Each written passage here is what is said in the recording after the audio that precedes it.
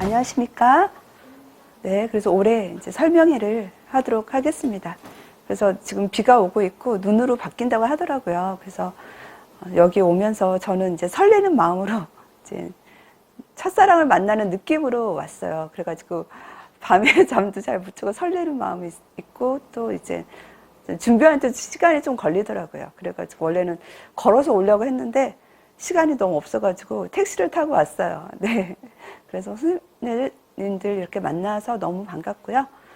네. 그래서 이제 선생님들 이제 처음 시작이니까 제가 수업을 어떻게 진행을 할지를 좀 이야기를 하도록 할게요. 그래가지고 일단은 차례 1을 보면 합격률을 저는 제일 먼저 하거든요.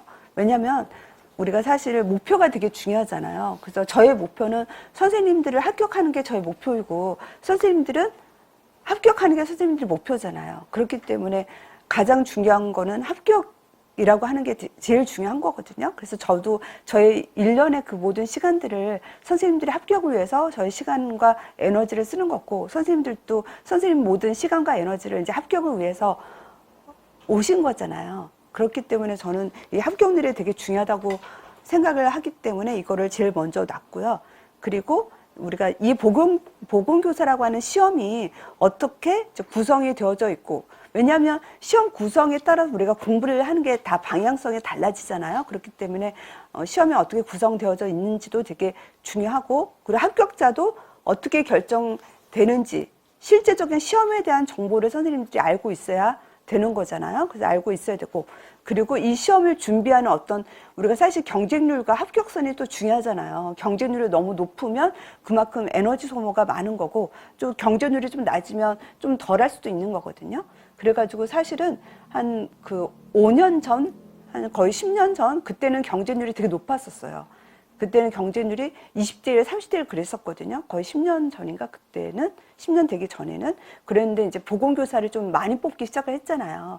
그래가지고 경쟁률이 좀 떨어지고 또 국가에서도 우리 공식 뭐 공화국이 되면 안 되잖아요. 그래가지고 보건교사 자격증을 5에서 10% 이내로 주고 있잖아요. 어떤 학교 3% 이내로 주더라고요. 3%에서 10% 이내로 주고 있거든요. 그렇기 때문에 경쟁률이 지금은 떨어지고 있어요. 떨어지고 있어서 사실 저는 강의한 지가 지금 거의 17년째인가 그래요. 15년이 넘어가고서는 횟수를 셀 수가 없더라고요. 하여튼 17, 18년 정도 된 것 같아요. 그래서 그 10년 전에는 정말 100명 넘었어요. 전국에서 보건교사를 뽑는 숫자가 100명이 좀 넘었거든요. 100명이 좀 넘었었고 그리고 준비하는 인원들은 저 때는 100% 다 줬어요. 보건교사를. 그랬다가 30% 주다가 10년 전부터 10%로 줄였던 거거든요. 그래가지고 경쟁률이 되게 줄어들고 있어요. 줄어들고 있어가지고 10년 전에는 사실은 초시가 합격하기가 되게 어려운 시험이었어요. 10년 전에는 초시가 합격하기 좀 어려웠었고 뭐 이공부 합격하려면 뭐 3년은 걸린다 그런 얘기를 많이 했었거든요. 근데 지금은 합격 수기를 보면 아시겠지만 초시 합격률이 되게 높아요. 초시 분들이 합격률이 거의 50% 이상은 되는 것 같아요. 50% 이상 초시 합격률이 되거든요. 그거는 그만큼 내가 사실은 열심히만 하면 1년 안에 합격할 수 있는 시험이 됐어요. 경쟁률이 보통 이따도 보여주겠지만 거의 한 평균 6대1 정도거든요. 6대1이고 실 경쟁률은 또 그냥 관광고시라고 하잖아요. 이 시험이 어떤가 하고 보러 오시는 분도 꽤 많거든요. 그래서 관광고시인 분들을 빼보면 그래도 한 5대1 정도밖에 안 돼요. 5대1 정도가 된다고 하면 이거는 내가 1년에 정말 올인해서 그러니까 나의 그 모든 에너지 써서 하시면 1년 안에 합격하는 시험이 된 거예요. 사실 20대1, 30대1 되면 초시가 아무리 내가 올인하고 모든 열심을 다해도 합격하는 게 쉽지가 않거든요. 근데 이 5대1 정도 되면 초시에 선생님들 다 초시에 합격하고 싶으셔서 오신 거잖아요. 그런 거잖아요. 그래서 왜냐하면 이게 시간이 갈수록 힘들어져요. 돈도 돈이거니와 나의 어떤 멘탈이 흔들려져요. 그렇잖아요. 선생님들이 한 번 떨어지고 두 번 떨어지면 내게 뭐 문제가 있나 뭐 그런 생각으로 내적 기인을 하게 되거든요. 내적 기인을 할 필요가 없는데 자꾸 그렇게 돼요. 이게 인간의 모습이거든요. 그렇기 때문에 모든 힘과 에너지를 써가지고 1년 안에 합격을 하셔야 되는 시험이에요. 이 시험은. 그럴 수 있는 시험이 됐다라고 하는 거고요. 네, 그래서 그걸 볼 거고 이 합격을 위해서 저는 또 어떻게 준비를 할 것인지 그래서 이 시험을 위해서 나의 합격 계획서라든지 교재라든지 강의라든지 이런 부분을 제가 또 설명을 드릴 거고요. 그리고 또 이제 우리 시험은 서답형 시험이잖아요. 그래서 선생님들이 여태까지 서답형으로 준비를 거의 안 하셨어요. 대체로 선생님들 국시 스타일로 우리가 공부를 하셨잖아요. 국시라고 하는 건 오지선다잖아요. 오지선다 객관식의 공부하고 주관식 서답형의 공부는 되게 달라요. 그래가지고 객관식 스타일로 공부하시면 안 돼요. 그래서 공부 방법을 바꾸셔야 되거든요. 그래가지고 이제 서답형 시험이라고 하는 거. 그래서 시험이 어떻게 구체적으로 나오는지에 대해서도 말씀을 드릴 거고, 뭐 서답형 시험이면 또 거기에 맞는 쓰는 방법이 있잖아요. 쓰는 방법에 대한 이야기를 해드리고, 그래서 이런 시험에 대비하기 위해서 우리가 어떻게 학습을 해야 되는지, 학습 방법을 알아야 되고, 그리고 우리 시험은 또 스터디가 좀 중요해요. 스터디. 그래가지고 보통은 한 80% 정도는 스터디를 해요. 80%. 한 20%는 또 스터디가 안 맞는 분들이 있잖아요. 그리고 또 스터디에서 맞추려면 또 스트레스를 많이 받는 게 또 있잖아요. 그래가지고 한 20%는 스터디 안 하시고 하는 분들이 있는데, 대체로는 스터디를 하죠. 스터디. 왜냐하면 우리 시험은 이제 객관식하고 틀리거든요. 객관식은 내가 그냥 책 보고 이해하면 되거든요. 이해하고 그냥 찍을 수가 있어요. 근데 주관식은 내가 써야 되거든요. 그리고 정확한 키워드를 안 쓰면 답이 인정이 안 돼요. 그래서 우리 전공은 보통 칼체라고 하거든요. 칼체라고 하는 것은 정확한 키워드를 안 쓰면 틀린다. 비슷한 것만 써도 맞다라고 하기가 어렵다라는 거이기 때문에, 그래서 좀 스터디가 조금 중요해요. 그래서 이런 부분에 대해서 오늘 수업을 진행을 하도록 하겠습니다. 그래서 일단은 제가 합격률 얘기를 먼저를 해드릴게요. 그래서 이제 올해 합격률 얘기를 제가 해도 25년도 올해는 제가 수석 합격자 수가 제일 많았어요. 올해 수석 합격자 수가 제일 많았고, 또 전공 60점 이상이면, 전공 점수만 6점 이상이면 고득점이거든요. 근데 올해 시험은 되게 어려웠다는 것 좀 아마 들으셨을 거예요. 올해 시험 무척 좀 어려운 시험이었거든요. 제가 여기서 일하는 동안 학원 강의를 하면서 제일 어려운 시험이었어요. 어렵다고 하는 거는 지역적으로 시험에 나왔다고 하는 거랑 약간 기출에서 벗어난 문제들이 많았다라는 게 어려운 시험이거든요. 그래서 올해는 제 생각에는 컷이 10점 전후로 좀 떨어질 것 같아요. 그래가지고 올해는 아마 전공이 50점 이상이면 고득점이 될 것 같아요. 그래서 올해 시험은, 근데 사실 뭐 올해 시험이 되게 어렵다고 하잖아요. 어려워서 어떻게 준비하냐 그런 얘기 하지만 사실 어려우면 그만큼 컷이 떨어져요. 왜냐하면 어렵다고 하는 거는 나만 어려운 게 아니라 모두가 어렵기 때문에 그런 거 컷이 떨어질 수밖에 없거든요. 네. 그래서 어렵다고 해서 그렇게 사실 두려울 건 아니에요. 왜냐하면 올해 기출도요, 사실은 중요한 거에서 나온 게 되게 많았어요. 근데 중요한 거에서 약간 사이드로 나왔던 게 문제였죠. 중요한 거에서는 사이드로 나오고, 또 약간 중요하지 않은 곳에서도 문제들이 막 여러 개가 나오고, 그래서 학생들이 시험을 보면서 되게 좀 당황스러웠던 해였어요. 올해 시험은. 근데 앞으로도 시험은 어떻게 될 것인가, 선생님들 되게, 그렇다면 내년 시험은 어떻게 될 것인가, 그게 선생님들은 궁금하시잖아요. 내년 시험도 작년부터 약간 이런 경향을 보였거든요. 작년에도 문제가 좀 어렵다고 느껴졌어요. 약간 그 기출 외에서 약간 문제가 많이 나왔었거든요. 작년에도. 올해도 약간 그랬잖아요. 내년에도 아마 약간 기출에서 벗어난 문제들은 많이 나올 거예요. 약간 사이드로. 그렇지만 그것이 기출에서 세부적인 거를 물어본 게 좀 많았었어요. 이제 제가 문제를 보여드리면서 얘기를 해드릴게요. 그리고 또 그리고 약간 사이드라고 했던 부분은 질환 파트였어요. 질환 파트가 약간 사이드라고 했던 부분이었거든요. 그래서 그런 것들을 조금 더 하면 되는 거예요. 그래서 그렇게 내년 시험 공부가 그렇게 어려운 시험은 공부가 되지는 않는다라고 저는 좀 생각이 들어요. 그래서 일단은 그렇고요. 시험에 대해서. 그리고 이제 제가 인출 스터디를 운영을 하거든요. 7에서 9월에 인출 스터디 해가지고 이제 일주일에 한 번 나와가지고 9시부터 1시부터 구술로 같이 그룹을 나누어가지고 이제 구술로 테스트하면서 이제 공부하는 거를 운영을 하고 있어요. 그래가지고 인출 스터디가 이제 그러니까 하도 올해에서는 거기에서 이제 전공 6점을 넘은 분이 고득점이라고 썼잖아요. 그리고 이제 수석도 나오시고 두 분 다 초시였어요. 초시였는데 수석이 아니라 사석이구나. 그리고 하여튼 60점 이상이면 고득점인데 이제 이런 분들이 이제 인출 스터디는 사실은 그 참석 인원이 그렇게 많지는 않아요. 왜냐하면 코로나 이후로 선생님들이 이제 직강에 많이 나오지 않더라고요. 코로나 이후로 임용고시 시장이 좀 판도가 바뀌었는데 대부분 이제 인강으로 많이 들으시고 직강에 많이 나오진 않으시더라고요. 코로나 이후로. 그래가지고 그래서 노량진 상가가 좀 어려워지고 있어요. 학생이 옛날에는 노량진 다니면 젊은이들이 되게 많았거든요. 근데 요즘은 그렇게 옛날보다 적어졌어요. 그래서 이제 공시생도 많이 줄었고 또 임용고시 하시는 분들도 그리고 대부분 이제 직강보다는 인강을 조금 선호하는 그런 경향을 약간 바뀌기는 좀 했더라고요. 했는데 일단 이제 인출 스터디는 참석 인원이 그렇게 많지 않은 거. 이때 사실은 참석 인원이 15 정도 안 됐었어요. 안 됐었거든요. 근데 적었는데도 여기서 이제 차석이 나오셨고 두 분 다 초시였고 6점 이상 고득점 하신 분이 있다라는 걸 제가 이거를 드리는 이유는 인출 스터디반이 되게 중요하고 되게 입안이 되게 좋았다는 얘기를 많이 하거든요. 학교 수기를 보면.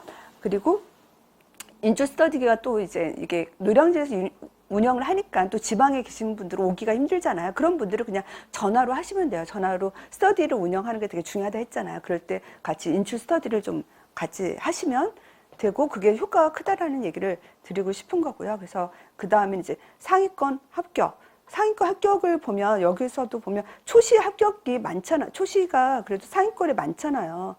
초시가 많다. 뭐 기간제 하면서도 합격을 하시고 하고 그리고 학부 병행. 이 대구 수석하신 분도 학부 병행이에요. 대구 수석하시고 경부 수석하신 분도 학부 병행이거든요. 학부 병행하면서도 이제 합격을 하신 부분, 수석 합격을 두 분이 하셨어요, 작년에. 그래서 학부 병행 하면서도, 학부 병행 하시면 사실 시간이 없어요. 없는데도 이제 수석 합격할 수 있는 거. 그래서 학습 방법도 되게 중요해요. 그런 부분이고요. 그 다음에 이제 우리가 보건교사 시험 자격과 구성 부분을 얘기를 하면, 선생님들은 지금 보건교사 자격증을 가지고 있으시죠. 그래가지고 이제 26년 2월에 이제 취득 예정자도, 그래서 학부 4학년도 합격이 되는 거죠. 학부 4학년부터 이제 시험을 볼 수 있고 합격할 수 있다라고 하는 거고요. 그 선생님들은 정말 감사해야 될 거라고 생각이 들어요. 지금 열심히 한 거고 감사한 거고 보건교사 자격증이 따기가 힘들 거잖아요. 사실 5에서 10% 됐다고 하는 안에 들어가지고 선생님이 됐다라는 거 정말 자신이 능력이 있자, 내가 능력자라는 걸 믿으셔야 되는 거죠. 그리고 네, 저는 선생님들이 정말 천재라고 저는 생각하거든요. 선생님들 천재라고 생각하시나요? 안 한다고 하시네. 천재예요. 천재인데 정말이니까 천재인데 선생님들은 우리가 사실 태어날 때 천재로 태어났어요. 저는 그걸 믿어요. 안 믿으세요? 천재로 태어났는데 우리 이 한국 교육에서는 그거를 멸살시키잖아요. 선생님들의 천재성을 학교에서는 그거를 발휘시키지 않잖아요. 그래서 선생님들 그 천재성이 떨어진 거일 뿐이에요. 진짜라니까요. 그리고 선생님들 보건교사 자격증을 가지고 있잖아요. 그거 얼마나 감사한 거예요. 그 바늘구멍을 뚫고 지금 자격증을 취득했다라는 거는 정말 감사한 90%가 갖지 못하는 거를 가지는 거잖아요. 그러니까 너무너무 선생님들은 천재인 거예요. 그거를 믿으셔야 되고, 그리고 그거를 믿으셔야 선생님들이 공부가 쉬워져요. 자신의 능력을 믿으셔야 공부가 쉬워져요. 이걸 공부하다 보면요. 내가 외워도 자꾸 인간이 속성이 똑같아요. 외워도 까먹어요, 사실은. 천재도 외워도 까먹어요. 근데 거기에 회의를 느끼면요. 내 능력에 대해 회의를 느끼면 공부가 안 돼요. 불안하고, 우울해지고. 근데 내가 천재라는 걸 믿고 끝까지 나가면요. 에너지가 생겨요. 내가 천재인데 뭐 까먹을 수도 있지. 뭐 이럴 수도 있지. 막 그렇게 나에 대한, 믿음이 생기니까 공부가 되게 잘 되고, 잘 돼요. 저는 띵킹형이에요. 띵킹형이거든요. 현실주의, 띵킹형. 계획형. MBTI인가 그런 거 있잖아. 거기에 저는 이제 현실주의고 계획형이고 띵킹형의 그런 사람이에요. 거의 이제, 사장님이 좋아할 스타일이죠. 근데 이제 이런 스타일은 또 친구가 별로 없죠. 친구는 약간 상상적이고 필링형을 사람들이 좋아하잖아요. 근데 저는 그래서 좀 친구가 없었어요. 근데 이거를 인지하고 저를 바꿨어요. 그래서 좀 약간 필링형, 보기에는 필링형으로 보이죠? 그렇게 보인다던데요? 보이기는 필링형으로 보이는데 사실은 띵킹형이에요. 그래서 제가 노력을 많이 했어요. 사실은 제가 필링형이 되려고, 공감하려고. 띵킹형은 공감을 못해요. 공감을 못하니까 문제가 많이 생기더라고요. 그래가지고 이제 선생님들하고도 공감해줘야 되잖아요. 그래서 내가 공감하려고 항상 내가 노력하거든요. 그래서 제가 얘기 왜 했냐면, 저는 그래서 제가 천재가 아니라고 생각했어요. 보세요.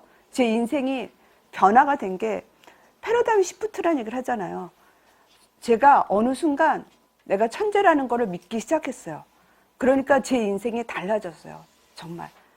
제가 이곳에서 제가 강의를 거의 17, 18년 했다 했잖아요. 그 무명 시절이 되게 길었거든요. 무명 시절에 제가 띵킹형이라고 했잖아요. 강의실에 아무도 없어요. 아무도 없을 때 많았어요. 한 명 있을 때도 있었어요. 근데 제가 강의를 사실대로 말하면 강의를 어디에서 하지 않았어요. 안고 학원에서 강의를 시작했어요. 그리고 간호학을 졸업한 지 거의 10년이 지난 다음에 강의를 시작을 했어요. 그러니까 제가 강의 수준이 좋았겠어요? 초반에? 거의 10년 동안 강의가 잘하지 않는다는 얘기를 사실 많이 들었어요. 그러니 제 마음이 어떻겠어요? 그리고 저는 띵킹형이랬죠. 현실형이랬잖아요. 그래서 저는 천재라는 걸 믿을 수가 없는 거예요. 그러니까 저는 사실 그 10년을 울면서 강의했어요. 사실은. 강의 중도 많이 울고요. 강의 끝나고도 화장실 가도 울고요. 정말 그랬어요. 인생이 괴로웠어요. 사실은. 그리고 모니터를 보면 저보고 자신감이 없어 보인대요. 강사가 자신감이 없어 보이면 어떻게 했어?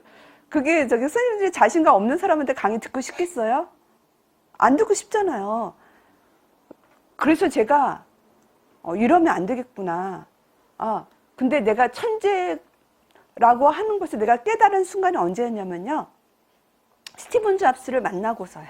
스티븐 잡스, 돌아가신 스티븐 잡스.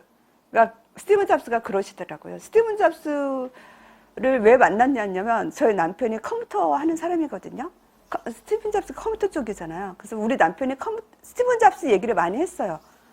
그래가지고 저는 그때 제가 패러다임 시프트를 가진 거예요. 스티븐 잡스가 뭐라 했냐면, 스티븐 잡스가 그러더라고요. 그 세상은 자기보다 멍청한 사람들에 의해서 이루어져 가고 있다라고 하는 것을 깨닫는 순간 자기가 많은 것을 할 수 있었다. 그 얘기를 했거든요. 저는 그 얘기를 듣고 사실은 내가 바보가 아니었구나. 내가 천재가 아닌 것이 아니었구나. 나는 천재였구나. 세상은 사실 나보다 더 못한 사람들에 의해서 이루어져 가는 것 뿐인데 내가 그거를 내 능력을 인지하지 못하고 살았기 때문에 내 능력이 사장되어지고 발휘되어지지 못하고 살았구나라고 하는 걸 내가 깨달은 거예요. 그래가지고 나는 천재고 능력이 있다라는 거를 내가 그때부터 받아들이기 시작을 했어요. 그러니까 내가 울겠어요? 천재가 울겠어요? 자기 능력을 믿는 사람이 자기에 대한 어떤 뭔가 무능력감이라지만 그런 걸 겪겠어요? 불안이나 우울을 겪겠어요? 이게 되게 중요한 거예요. 선생님은 선생님의 자신의 능력을 믿으셔야 되고 내가 천재라는 걸 받아들이셔야 돼요. 이 시험은 선생님들이 그걸 받아들이지 않으면 되게 힘든 시험이 돼요. 힘든 시험이 돼요. 그래가지고 내가 어떤 그분이 아마 재수 이상을 하셨을 거예요. 그 선생님이 아침 일어나기 힘들대요. 아침에 일어나서 그분이 사실은 노량진에서 공부하셨거든요. 노량진에서 공부한다는 건 지방분이신데 그만큼 돈도 많이 들어가는 거잖아요. 그런 상황에서 또 그분이 아마 재수 이상이라 했잖아요. 연세도 30대 중후반 정도였거든요. 근데 아침에 일어나기 힘들대요. 일찍 일어나서 공부하셔야 되는데 그게 너무 힘들대요. 왜 힘들겠어요? 마음에 불안과 우울이 오는 거예요. 그러니까 일어나기 힘든 거예요. 그거는 자기가 능력이 있다는 거를 자기 스스로 인지를 못하는 거예요. 그렇게 되면 그렇게 돼요. 그러면 안 되죠. 그래서 선생님 생각이 모든 걸 좌우하는 거예요. 나의 생각이 나의 감정과 행동을 다 좌우하거든요. 그래서 내가 천재라고 하는 거를 선생님 스스로가 믿으셔야 된다. 그게 너무 중요하다. 그게 실제이고 그게 이 시험의 처음과 끝이에요. 정말로 선생님들이 자신의 능력을 믿으셔야 선생님 공부가 쉬워지고 1년 안에 합격할 수 있어요. 제가 직강생들을 많이 보잖아요. 직강생들을 보면 사실대로 선생님들의 어떤 태도를 보거든요. 모습을 보거든요. 그러면서 제가 항상 느끼는 게 사실은 그 사람의 그 얼굴빛이라든지 눈빛이라든지 태도라든지 거기에서 선생님들의 그 모든 것이 나와요. 선생님들이 보세요. 주변 사람들 보세요. 옆에 있는 사람들 보세요. 그러면 내가 자신감 있고 내가 능력 있다고 생각하시는 분들은 그 얼굴빛이라든지 태도가 되게 달라요. 다르거든요. 그러면서 되게 열심히 하고 자기를 믿고 하세요. 근데 내 안에서 뭔가 내가 내 능력에 대해서 불확신을 가지고 있는 분들은 스스로에 대해서 근데 그게 나타나요. 드러나요. 그게 표정과 태도에서 나타나고 공부에서 드러나지고 면접에서 드러나지는 거예요. 지금 면접이 되게 중요하잖아요. 면접에서는 어떤 사람을 뽑겠어요? 지금 학교가 지금 교권이 실추가 된 건 인정하시죠? 학생들이 선생님들을 무시해요. 오히려 선생님들 놀리더라고요, 사실은. 교권이 무너졌어요. 제가 친구들이 보건교사인 친구들이라든지 뭐 얘기 듣잖아요. 그러면 그게 현실이 그렇더라고요. 그러니까 우리 그 면접에서 뭐를 원하겠어요? 어떤 선생님들 원하겠어요? 그래서 되게 자신감 있고 똑부러지고 말 잘하는 그러면서 인성 있는 선생님으로서 인성을 가지고 있는 그런 선생님을 뽑는 거예요. 그래서 면접 점수가 차이가 점점 심화가 되고 있어요. 지금 면접 점수가 거의 20점이 넘거든요. 옛날에 10년 전에 한 10점 정도였어요. 근데 지금은 거의 20점이 넘어요. 왜 그럴까요? 그거는 그만큼 그런 학교가 지금 되게 어렵다는 거예요. 그런 상황에서 학생들을 잘 다스릴 수 있는 그런 능력을 가지고 있는 선생님을 면접을 통해서 뽑겠다는 얘기예요. 그렇기 때문에 선생님들은 나 스스로에 대한 자신감, 그래서 내가 1년 동안에 내가 자신감을 가지고 공부하는 것 자체가 사실은 면접의 대비라고 저는 봐요. 제가 면접 시뮬레이션 하거든요. 면접 시뮬레이션 하면서 선생님들을 보면서 제가 느끼는 건 그 면접 시뮬레이션 그 시간에 선생님들의 자신감 모습을 그 당시 그 타임 10분 안에 보여줄 수 있을까요? 그거는 선생님들이 인생을 살아온 그 축적된 모든 선생님이 지금 뭐 25년, 30년, 40년 살아오셨잖아요. 그 살아오셨던 선생님들 그 인성이 면접 그 10분 때 발현이 되어지는 거예요. 그때 선생님 모습과 태도와 인성과 그리고 어휘에서, 말 안에서, 말 내용과 그 말하는 톤 안에서 자신감 있는 사람의 말의 그 표현과 자신감 없는 사람에 대한 말 표현이 다 달라요. 근데 그거가 우리가 면접 지금 준비하고 계시잖아요. 한 2달 준비하는 거거든요. 2달 안에 그게 쉽게 바뀌어지지가 않아요. 그렇기 때문에 선생님들은 지금부터 나한테 자신감을 주셔야 돼요. 자신감은 걔는 싹이 나는 애예요. 점점 잘할 수 있는 애예요. 내가 자신감 없이 살아있다? 내 능력을 믿지 않고 있다? 내가 천재라는 걸 믿지 않고 있다? 라고 하시는 분들은 내가 지금부터 그걸 믿고 하시면 자라나는 애고 그게 공부에서 가장 기초가 되고 기본이 되어지고 걸음이 되는 거예요. 걸음이 돼요. 사실은 제가 제가 사실은 약간 탈모 경향이 있어요. 나이도 있지만 그래가지고 사실은 이제 두피 치료를 받거든요. 근데 이제 두피 치료를 받는데 탈모에서 제일 중요한 게 뭐냐면 두피래요. 제가 두피 치료 받는 게 영양제를 주입하는 거를 받거든요. 주사로 영양제를 주입을 하거든요. 그만큼 두피가 건강해야 머리가 많이 나는 거거든요. 그리고 공부도 같은 거예요. 공부도 아까 가장 기초적인 거 나의 능력을 믿고 내가 천재라고 믿는 그게 거의 그 땅과 같은 거예요. 그 안에서 선생님들이 열매를 맺는 거예요. 선생님들이 여기 온 건 열매 맺기 위해 온 거잖아요. 열매를 맞으려면 땅이 건강해야 되고 땅의 건강함은 무엇보다도 아까 자신의 능력을 믿는 게 가장 중요한 거인 거죠. 그래서 얘기를 하고요. 그 나이는 아까 우리 정년 62세거든요. 62세 전까지. 그래서 50대도 이거 준비하세요. 50대도 준비하시고 진짜 40대도 준비하시고 뭐 30대, 20대 뭐 다 우리 준비를 하고 계시죠. 그 한국사 능력 검정 시험 보셔야 되고요. 이게 있어야 되고 그래가지고 심화 상급 이상 인증을 필요하니까 이제 60%를 받으셔야 되고요. 이거는 뭐 무료 강의도 많이 있더라고요. 그래서 강의 들으시고 꼭 따셔야 돼요. 전반기에 따셔야 돼요. 이거는 후반기는 공부할 게 너무 많거든요. 그러니까 가능한 이제 뭐 3월 이내로 따셔야 되겠고요. 그리고 이제 시험에 대해서 이야기를 할게요. 시험 내용. 그래서 우리가 이제 실제로 이 시험에 대해서 알아야 되니까. 그래서 우리가 1교시, 2교시, 3교시가 있고 1교시는 교육학 60분 시험이고요. 그리고 이제 2교시, 3교시가 우리가 전공 A, 전공 B라고 얘기를 하거든요. 그래가지고 여기서 있고 우리는 이제 교과 교육학이랑 교과 내용학이 있는데 우리는 비교수 교과예요. 보건은 비교수 교과에 속해 있거든요. 일단은 강의를 하긴 하지만 일단은 비교수, 연양하고 상담하고 보건이 비교수 교과에 포함되어져 있고요. 여기는 교과 내용학에서 100% 출제를 한다고 되어 있어요. 그래가지고 교과 내용학이라고 하면 선생님들이 학부 때 배웠던 내용들이에요. 그래서 뭐 지역사회 간호학에서부터 뭐 정신간호학까지 뭐 이런 거에서 100% 출제를 하는 거죠. 그래서 실제 시험 유형을 한번 보면, 그래서 교육학 우리가 논술형으로 보고 100점은 20점이죠. 그러니까 1차 시험은 100점 만점이고 교육학 20점이고 전공은 80점이 되거든요. 그래가지고 90분 수업을 하는 거예요. 90분이라고 하면 1시간 반 동안 선생님들이 지금 여기는 12문항이죠. 얘는 11문항.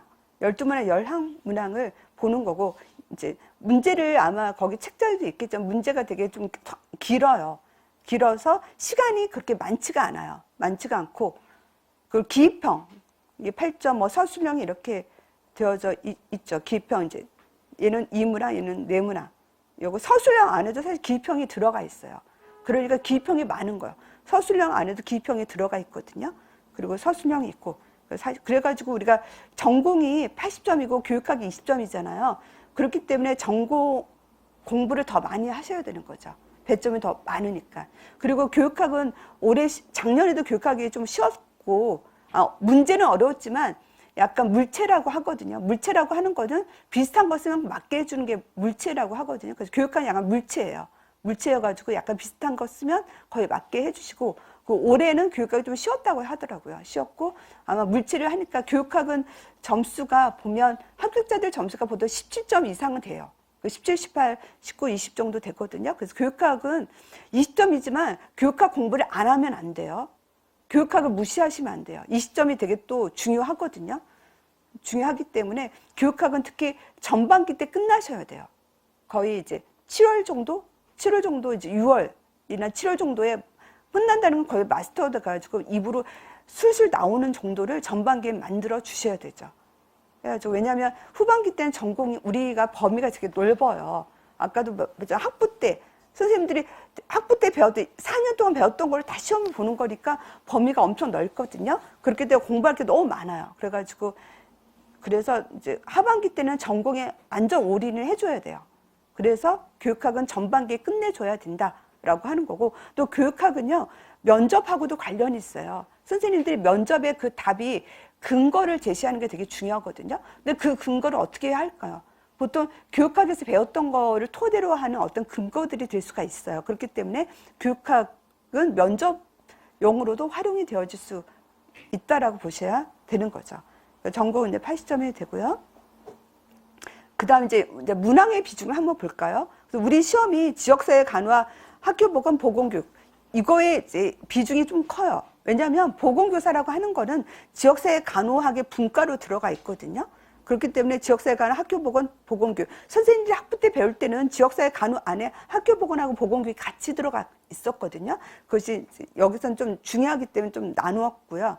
그리고 정신, 여성간호하고 아동, 기초, 뭐 성인, 노인, 응급으로 질환 파트로 이게 나눠지죠. 그래가지고 우리가 지금 19년도부터 올해 26년도까지 문항의 비중을 보시는 게 되게 중요해요. 왜냐하면 선생님들 우리 시험은 그 선택과 집중이라는 걸 되게 선택과 집중을 잘 하는 분이 합격하시거든요. 그래가지고 제가 이렇게 선생님들을 보시면 다들 열심히 하잖아요. 열심히 하시는데 끝에서 점수 차이가 나잖아요. 그 이유 중에 하나가 뭐냐면 어떤 분은 선택과 집중을 안 하는 거 모든 거를 다 외우려고 하신 분, 그분들이 점수가 좀 체중은 안 좋아요. 왜냐하면 이게 모든 것을 다 보려고 하면 또 이게 정확성에서 떨어지더라고요. 그래가지고 내가 중요한 거를 집중해서 그 정확성을 높이겠다라고 하는 거, 시험에 나올 부분, 그거를 선택해서 집중해서 하신 분들의 점수가 좀 좋아요. 그렇게 해둔 분들이 보통 수석이라든지 고득점을 주로 많이 하시거든요. 그리고 또 이제 병원 다니면서 또 병원 다니면서 공부하시는 분도 꽤 많거든요. 그래서 그런 분들은 선택의 집중이 되게 중요하죠. 감옥에서도. 그래서 제가 알고 있는 그분이 있었어요. 한 3년 전에 합격하신 분이 있었는데, 그분은 남자분이셨어요. 남자 선생님이셨는데, 그분은 이제 그 나이트 근무 킵 하셨어요. 나이트 근무 킵을 하시면서 초시 합격을 하셨었어요. 근데 그분은 버릴 건 버리고 버리는 과목은 버리셨어요. 그분 시간이 없잖아요. 그분이 또 공부 시작을 한 3, 4월쯤 늦게 시작하셨어요. 4월인가 늦게 시작하셨거든요. 그래가지고 그분 같은 경우는 이렇게 보고 그분은 노인 간호를 버리셨더라고요. 노인하고 응급, 여기 보면 노인은 뭐 많이 나올 때 2문항 나올 때가 한 해였죠. 그리고 거의 0문항이 많았잖아요. 그리고 응급도 보면 한 문항, 주로 한 문항 1.5문항 정도였잖아요. 그래서 그분은 노인하고 응급을 버리셨어요. 기초도 보면 0문항에서 한 문항 정도잖아요. 그래서 기초도 버리시고, 그래서 지역사나 학교 보건 보건 교육도 버리셨다고 했던 것 같아요. 그건 워낙 시간이 없으니까. 그래서 여기서 문항수가 많은 게 뭐예요? 지역사회 간호학이 문항이 많잖아요. 정신간호학도 문항이 지금 높아요. 여성간호학도 문항이 높죠. 아동간호학도 문항이 지금 그래도 5문항 뭐 이 정도면 조금 높고, 성인간호학도 버릴 수는 없어요, 얘가. 적게 나온 게 성인간호학 1.5문항도 있잖아요. 1.5문항도 있고, 그래서 뭐 5.5문항 있거든요. 성인간호는 약간 널뛰기를 해요. 널뛰기를 좀 하는 과목이 성인간호학이거든요. 근데 항상 우리가 스테디셀러라고 하잖아요. 스테디셀러라고 하는 과목은 지역사회 간호학이에요. 지역사회 간호학은 지금 5.5문항에서 제일 안 나올 때가 7문항 나올 때도 있죠. 제일 안 나올 때가 뭐예요? 3문항. 3문항은 안 나올 때 있고 7문항. 그렇지만 이 정도 3문항도 많은 거거든요. 그래서 스테디셀러는 지역사회 간호학은 스테디셀러예요. 셀러이고. 그리고 정신간호학을 볼까요? 정신간호학은 지금 5문항까지 나온 적이 있죠. 제일 적게 나온 문항이 2문항이고, 그리고 최근 들어서 문항수가 조금 많아지고 있어요. 정신간호학이. 최근 들어서는 문항이 줄어들질 않아요. 이 정도 많은 과목. 정신간호학은 그 범위가 그렇게 많이 범위가 그렇게 넓지는 않거든요. 넓지는 않은데 4문항 이 정도 나오면 되게 그 효율성이 높은 과목이라고 볼 수 있어요. 학교에선 지금 학생들의 정신 문제가 많은 거 아시죠? 그렇기 때문에 정신을 되게 중요하게 취급하거든요. 그래서 올해도 정신 치료 쪽에 많이 나왔었죠. 여성 간호학도 보세요. 여성 간호학도 옛날에 뭐 2문항 나온 적도 있긴 하지만 최근 들어서는 그래도 꽤 많이 나오고 있죠. 여성 간호학도 그렇게 범위가 넓지는 않거든요. 거기에 비해서 많이 나오는 거예요. 그래가지고 지역사회 간호학이랑 정신 여성이 중요한 과목이고, 그리고 이제 그 다음은 성인 간호학을 중요하다고 볼 수가 있죠. 성인 간호학. 아까 1.5문항도 있지만 그래도 뭐 5.5문항 뭐 이렇게 나오면 5문항 있으면 이건 버릴 수 없는 거예요. 성인 간호학. 얘는 이제 왜냐하면 우리는 질환을 봐야 되니까. 질환을 보건교사 안 보면 누가 볼 사람이 없어요. 그렇기 때문에 성인 간호학은 1.5문항 나온 적도 있긴 하지만 그래도 우리가 버릴 수 없는 과목이 되어지는 거죠. 그 다음에 중요한 건 학교 보건이거든요. 학교 보건은 올해 3문항 나왔죠. 많은 학교 보건은 사실 법이 들어가 있어요. 여기 우리가 법이 되게 중요한데 법이 여기 학교보건법이라든지 그런 법들이 들어가 있거든요. 그래서 학교 보건도 그렇게 넓지는 않아요. 넓지는 않지만 3문항이 올해 되게 많이 나온 거예요. 근데 0문항 나온 적도 있어요. 그래서 학교 보건도 범위가 넓지는 않아요. 그렇기 때문에 얘도 버리면 안 되는 파트예요. 법들이 들어가 있기 때문에. 보건교육도 그렇게 넓지 않은 파트거든요. 얘는 2.5문항도 나왔잖아요. 올해는 안 나왔어요. 보건교육 올해는 안 나왔지만 2.5문항까지 나왔기 때문에 보건교육도 그래도 좀 가져가야 되는 과목이 되는 거죠. 그리고 아동 간호학도 사실 한 문항 나온 적도 있잖아요. 한 문항 나온 적이 있고 1.5문항 나온 적도 있고 뭐 5문항도 나온 적도 있어가지고 학교는 사실 아동이 많잖아요. 초등학생이 아동이잖아요. 그렇기 때문에 아동 간호학도 그래도 우리가 좀 봐야 되는 과목이다 라고 하고요. 약간 기초적인 게 또 한 문항씩은 사실은 좀 들어가요. 기초적인 부분들이 뭐 들어가는 거라고 볼 수가 있죠. 노인간호학 같은 경우는 이 두 문항이 왜 나왔냐면, 노인간호가 나올 때가 정해져 있어요. 보통은 노인장기요양법, 인구가 이제 노령화가 되잖아요. 그렇기 때문에 노인장기요양법과 관련된 거 하고, 그 치매, 또 치매가 많잖아요. 그래서 노인장기요양법하고 치매는 빠지면 안 돼요. 이거는 특히 되게 중요하고, 또 약물이 이쪽에 좀 제가 정리했거든요. 그런 부분이 좀 중요한 파트다라고 볼 수 있고요. 또 응급간호학 같은 경우는 보통은 한 문제는 나와요. 안 나온 데도 있죠.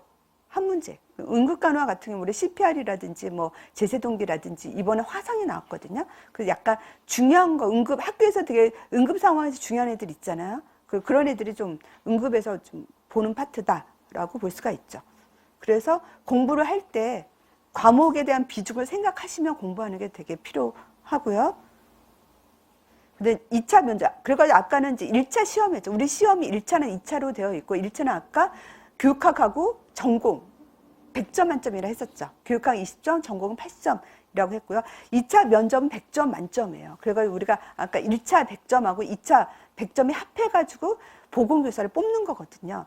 그래서 우리가 2차 면접의 비중, 우리는 비교수 교과이기 때문에 수업 실현이 없어요. 교수 교과는 수업 실현이 들어가거든요. 2차 때. 근데 우리는 수업 실현이 들어가지 않고 그냥 면접만 본다라고 100점을 보고, 점수 차이는 지역별로 차이가 크는데 보통은 한 20점 내외 20점이 넘을 수가 있어요. 보통은 보니까 서울이라든지 경기라든지 또 다른 지역 같은 지역도 70점대 후반도 맞아요.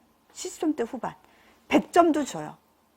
그러니까 면접이 당락을 되게 가르는 기준이 되어지는 거예요. 그래서 면접이 되게 중요하다라는 거. 그래서 면접에서는 무엇을 보느냐. 제가 면접 시뮬레이션에서 선생님들을 하면서 되게 느끼는 거는, 기본적인 거는 자신감이에요. 어떤 당당함.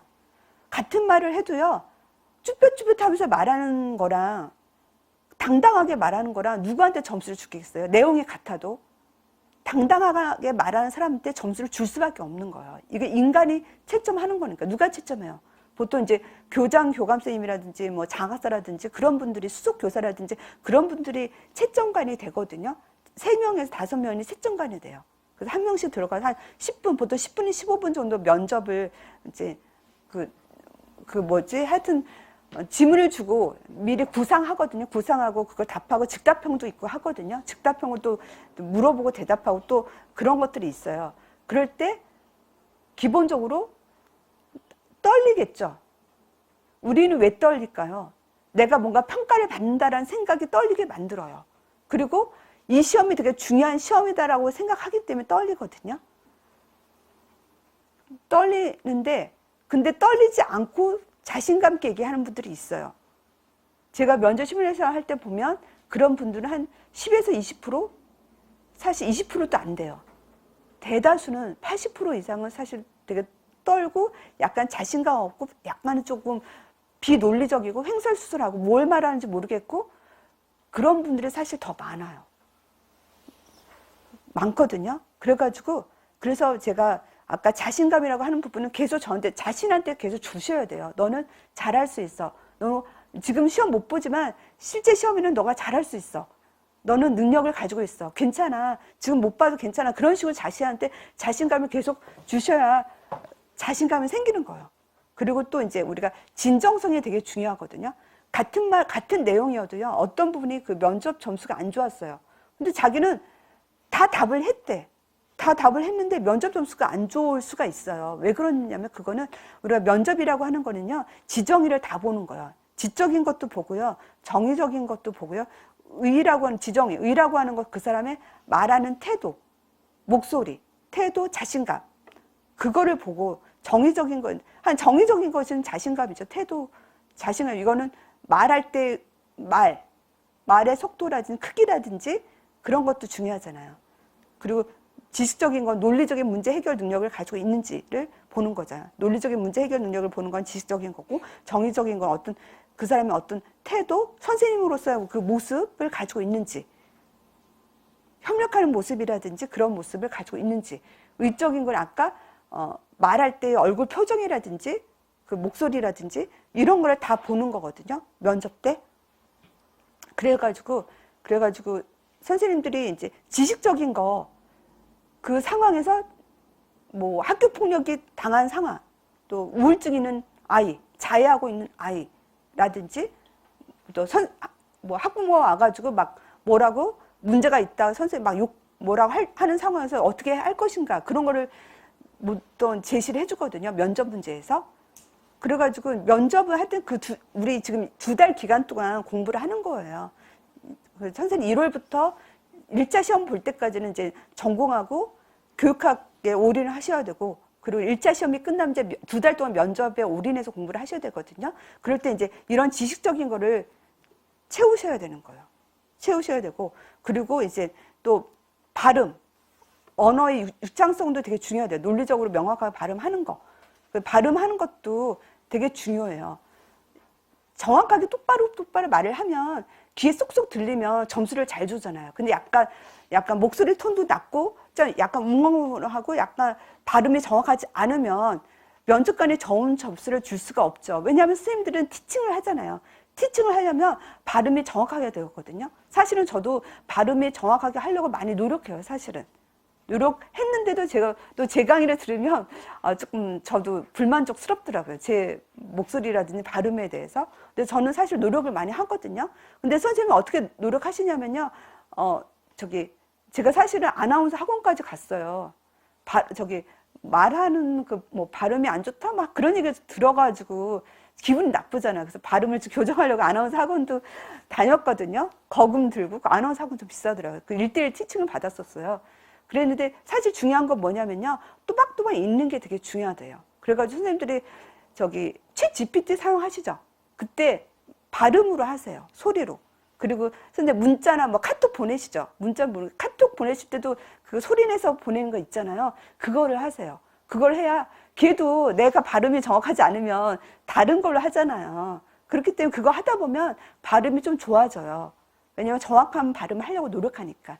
그래서 이게 발음이 되게 중요하거든요. 그리고 선생님 면접 때는 말을 자꾸 하셔야 돼요. 그래서 스터디가 중요한 거예요. 스터디 때 교육학도 스터디를 많이 하세요. 교육학 스터디를 하셔야 돼요. 이렇게 다른 교과랑 하는 게 더 좋아요. 왜냐하면 다른 교과들이 교육학을 더 잘 알아요. 그분들은 4년 내내 교육학을 배우셨잖아요. 우리는 교육학을 많이 못 배우셨잖아요. 그래서 비교과인 분들하고 교육학 스터디를 하시면 얻는 게 더 많거든요. 그리고 말을 해야 늘어요. 말을 할수록 늘다고 하잖아요. 그렇기 때문에 스터디를 통해서 내가 말을 할 때도 정확하게 말하는 습관을 자꾸 기르세요. 그리고 논리적으로 말하는 습관을 기르세요. 그거를 1년부터 계속 기르시면 실제 면접 때 되게 도움이 돼요. 그래서 내가 논리적으로 말하고 정확하게 말하고 하는 능력, 그리고 상대방을 배려하려고 하는 거. 스터디도요, 배려하지 않으면 끊어지거든요. 그래서 끊어지면 선생님들이 안 좋잖아요. 그러니까 상대방을 배려하는, 학교에서는 중요한 게 협력이에요. 다른 선생님들 배려하고 협력해서 하려고 하는 거를 그런 선생님을 뽑으려고 하거든요. 그래서 면접 때도 그거를 하려고 하셔야 되는 거죠. 그리고 진정성이 되게 중요하죠. 근데 진정성은요, 선생님들이 다른 사람을 보셔야 진정성이 생겨요. 진정성이라고 하는 거, 떨려도 진정성으로 자기가 말을 했더니 100점을 줬다는 얘기를 많이 하거든요. 진정성이 선생님들 보면요, 암기한 듯이 말을 하는 분들이 많아요. 거기에서 진정성이 안 느껴져요. 내용이 맞아도. 그렇기 때문에 진정성을 가지려고 하면 선생님들이 지금부터 내가 좋은 선생님 돼야겠다라는 생각을 가지셔야 돼요. 좋은 선생님이 뭐겠어요? 선생님 생각을 하셔야 돼요. 어떤 선생님이 좋은 선생님인지. 저는 좋은 선생님이라는 게 저한테는 있어요. 정말 좋은 선생님은 학생이 생각하는 사람이에요. 학생과 어려움을 알고, 저는 애들을 키워봤잖아요. 애들을 키워봐가지고 좋은 선생님이 뭔지를 저는 그걸 알거든요. 정말 학생을 생각하는 마음을 있는 거. 그런 선생님이 되려고 노력을 하셔야 되는 거예요. 그거를 위해 선생님들이 교육학을 공부하시고 전공을 공부하셔야 되는 거예요. 선생님들이 알고 있어야 좋은 선생님이 될 수 있는 거거든요. 자의하는 애가 왔을 때 선생님들이 걔를 어떻게 공감해 줄 수 있겠어요. 알아야 공감이 되는 거죠. 네, 그렇고요. 그 다음에 이제 우리가 공립, 1차 시험. 우리 시험에서는요, 40% 이상을 취득하셔야 돼요. 40% 이상이라고 하는 것은요, 전공이 우리가 80점이 됐잖아요. 80점에서는, 교육학 20점에서는 40% 이상이라고 하는 거는 이게 꽈락이거든요. 어떤 애 꽈락이 못 채워져가지고 그런 적이 있어요. 올해도 아마 어떤 지역에 꽈락이 나올 수도 있어요. 시험이 어려우면 꽈락이 될 수 있거든요. 꽈락이 교육학은 뭐 8점이고 전공 32점이에요. 이게 40%가 32점이거든요. 그래가지고 하여튼 지방 같은 곳에서는 꽈락이 조금 넘을 수도 있고 하여튼 어려워서 그럴 수도 있어요. 그래서 이 정도는 넘으셔야 돼요. 또 장애인 분도 있거든요. 장애인 분도 꽈락을 넘으면 보통 돼요. 그리고 우리가 보통 1.5배수를 뽑는 거예요. 1차에서 1.5배수를 뽑고요. 2차 면접에서 합해가지고 이제 그 50%가 떨어지는 거예요. 그래서 우리가 50%에서 떨어지면 되게 공부하기 되게 힘들어요. 많이. 그리고 우리는 뭐 몇 점 몇으로도 떨어지거든요. 뭐 0점 몇 점으로 떨어지고 1점에서 떨어지고 그리고 이제 이 50%에 떨어진다는 게 되게 큰 거예요. 그렇기 때문에 1차 점수를 고득점을 맞으셔야 되고 내가 1년 안에 합격하려면 1차 점수는 고득점 맞으셔야 되고 그리고 이제 면접은 100점을 목표를 하셔야 돼요. 그리고 뭐 이건 뭐 그렇게 중요한 게 아니고요.